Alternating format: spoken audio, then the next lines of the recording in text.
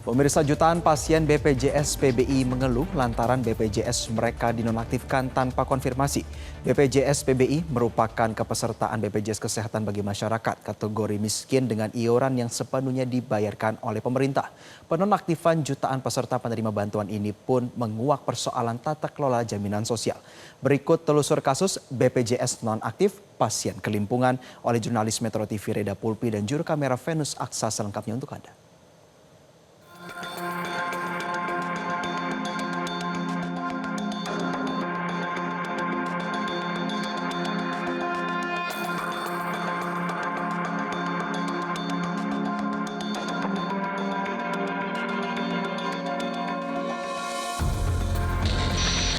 Baru-baru ini pemirsa, ada jutaan pasien BPJS PBI atau penerima bantuan iuran yang dikejutkan karena BPJS mereka tiba-tiba tidak bisa digunakan karena dinonaktifkan tanpa konfirmasi sebelumnya dari pihak pemerintah. Padahal sepanjang tahun 2025 ada 54 juta masyarakat yang tergolong miskin dari desil 1 hingga 5 belum mendapatkan bantuan BPJS Kesehatan PBI.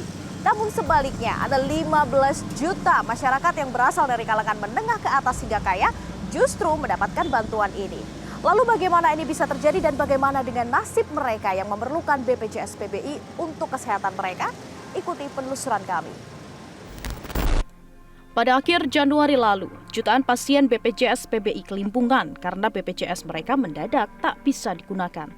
Sebagai informasi, BPJS PBI adalah kepesertaan BPJS Kesehatan bagi masyarakat yang termasuk dalam kategori miskin dan tidak mampu dengan iuran yang sepenuhnya dibayar oleh pemerintah. Tahun ini ada 11 juta pengguna yang dinonaktifkan, meningkat drastis dari tahun lalu sebanyak 7,3 juta pengguna. Salah satunya adalah Pras, pasien gagal ginjal kronis yang sudah 2 tahun bergantung pada BPJS PBI. Pras yang aktif mengedukasi tentang gagal ginjal dan cuci darah di media sosial ini menceritakan awal mula ia mengetahui BPJS-nya dinonaktifkan tanpa pemberitahuan.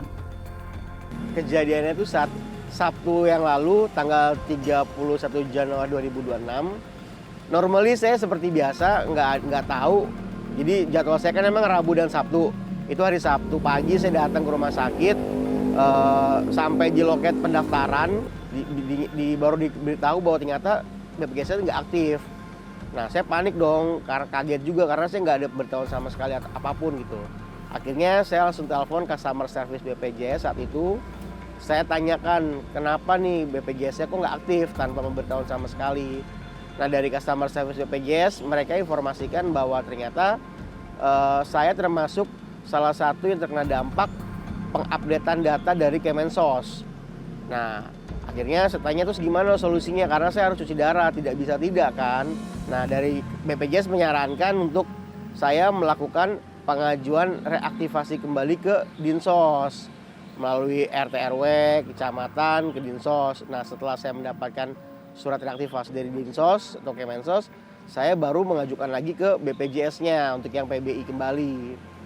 Nah cuma kan saya tanya itu untuk pengajuannya kira-kira berapa lama? Nah mereka bilang tidak bisa dipastikan berapa lamanya. Sedangkan saya kan nggak bisa menunda darahnya Mbak. Karena taruhannya dengan nyawa kita sebagai pasien darah gitu.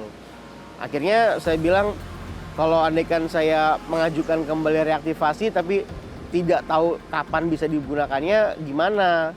Saya kira minta diberikan solusi terbaik dan tercepat agar saya bisa mendapatkan layanan kesehatan kembali yaitu cuci darah atau hemodialisa. Nah dari pihak BPJS menyarankan Bapak bisa alihkan dulu Pak ke yang mandiri agar bisa digunakan layanan kesehatannya. Oke nggak masalah. Saya pastikan lagi dong kalau saya alihkan ke mandirinya apakah bisa langsung digunakan. Nah mereka pun nggak bisa pastikan. Either saya udah alihkan ke mandiri saat itu pun mereka nggak bisa pastikan bisa langsung digunakan karena prosedurnya mereka tuh menunggu maksimal 3 kali 24 jam. Terus langsung bisa digunakan untuk cuci darah? Iya, untuk hari Rabu saya cuci darah berikutnya sudah bisa digunakan. Jadi racun dan cairan saya yang menumpuk dari hari Rabu, Kamis, Jumat, Sabtu yang harusnya dibuang, ditarik saat itu, tidak terbuang saat itu. Akhirnya dampaknya apa? Kaki saya bengkak semua, bengkak kiri kanan karena kan cairannya kan nggak terbuang. Ya, kaki bengkak. Nah yang paling fatal itu saya sempat sesak karena cairannya sudah naik ke paru-paru. Sangat saya sayangkan kenapa tidak ada pemberitahuan sama sekali gitu loh. Lihat sih kalau misalkan minimal sebulan sebelumnya nih ada pemberitahuan bahwa saya termasuk salah satu orang yang mungkin akan terkena dampak dari peremajaan data dari Dinsos. Jadi tolong disiapkan. Jadi apa yang mesti diurus, apa yang mesti saya lakukan. Itu kan saya nggak apa-apa Mbak, fair gitu. Tak hanya soal penonaktifan sepihak tanpa konfirmasi yang menjadi masalah. Koordinator BPJS Watch Timbul Siregar mendorong revisi peraturan pemerintah nomor 76 tahun 2015 tentang perubahan atas PP nomor 101 tahun 2012 tentang penerima bantuan iuran atau PBI yang dinilai penonaktifan peserta PBI tidak objektif dan kerap menimbulkan kegaduhan. Kami sih sebenarnya sudah mengingatkan sejak lama. Mensos memang memiliki kewenangan mengupdate data, cleansing data. Cuma lakukanlah secara objektif dan berkomunikasi. Yang kita dorong adalah 1 bulan sebelum dinonaktifkan harus diberitahu. Supaya pertama si masyarakat yang memang miskin dia punya hak jawab. Pak Mensos saya masih miskin. Yang kedua yang sudah mampu dia bilang oke, kami mampu. Kami sebelum bulan depan kami sudah beralih menjadi peserta mandiri membayar misalnya kelas 3 35.000. Ini kan artinya untuk menjamin hak atas jaminan sosial kesehatan program JKN tidak terputus. Karena sakit, tidak ada kalendernya. Timbul juga menyoroti anggaran daerah yang turun. Bisa jadi salah satu penyebab meningkatnya jumlah PBI yang dinonaktifkan tahun ini. Memang pemerintah punya kapasitas fiskal yang terbatas. Demikian juga fiskal daerah. Nah, oleh sebab itu memang harus di-cleansing. Nah, cuma memang saya mau katakan pernah pemerintah mengeluarkan Perpres Peraturan Presiden nomor 36 tahun 2023 yang mentargetkan PBI itu dari APBN itu 111 juta di tahun 2023 dan 113 di tahun 2024. Tetapi tidak dijalankan. Yang dipasang masih 96,8 juta. Padahal orang-orang miskin ini sepertinya bertambah. Orang yang ter-PHK bisa menjadi peserta PBI. Orang yang memang disabilitas dan sebagainya yang akhirnya dia tidak mampu untuk memenuhi kebutuhannya. Nah, ini kan persoalan ya bahwa harus direspon oleh pemerintah dengan adanya kecukupan anggaran untuk membiayai pasien peserta masyarakat miskin dilindungi di JKN. Penonaktifan jutaan peserta penerima bantuan iuran BPJS Kesehatan ini pun menguak persoalan tata kelola jaminan sosial. Ketiadaan sosialisasi pemerintah dihadapkan pada ketidaksinkronan data antar kementerian dan lembaga terkait yang berujung pada terhentinya akses layanan kesehatan, terutama bagi pasien kronis yang mengidap penyakit katastropik. Hal ini memicu kritik keras Menteri Keuangan Purbaya Yudi Sadewa. Tadi kan kalau ditanya ada nggak ruang untuk ngisi orang-orang tadi yang nggak masuk, kan ada. Kan masih 96 juta sekian kan, targetnya 98. Harusnya kalau prosedurnya clear, nggak ada masalah itu. Jadi masalahnya adalah masalah operasional, masalah manajemen, dan masalah sosialisasi yang harus bisa dibereskan secepatnya. Kalau itu membuat uang yang saya keluarkan untuk Anda lebih kecil, saya mendukung. Ribut dikit nggak apa-apa. Tapi ini kan sama, uang yang saya keluarkan sama, ribut lagi. Saya rugi banyak, Pak. Ke depan tolong dibetulin. Menteri Sosial Saifullah Yusuf membongkar ternyata permasalahan penonaktifan jutaan BPJS PBI ini tak sesepele tanpa konfirmasi kepada penerima. Namun data PBI yang digunakan oleh BPJS Kesehatan yang bersumber dari data terpadu kesejahteraan sosial atau DTKS milik Kementerian Sosial ternyata tak sejalan dengan data layanan kesehatan milik Kementerian Kesehatan.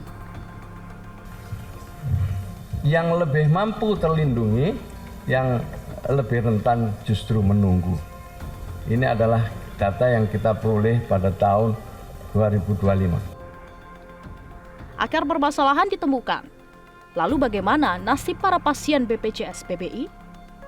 Menteri Kesehatan Budi Gunadi Sadikin menegaskan, status BPJS PBI yang dibatalkan akan otomatis diaktifkan kembali secara tersentral dari pusat. Pemerintah akan memastikan prioritas utama untuk BPJS PBI akan diberikan kepada pasien dengan penyakit katastropik, seperti cuci darah, kemoterapi, dan talasemia. Selama 3 bulan ke depan, Dinas Sosial, BPJS, dan pemerintah daerah akan melakukan validasi data secara ketat.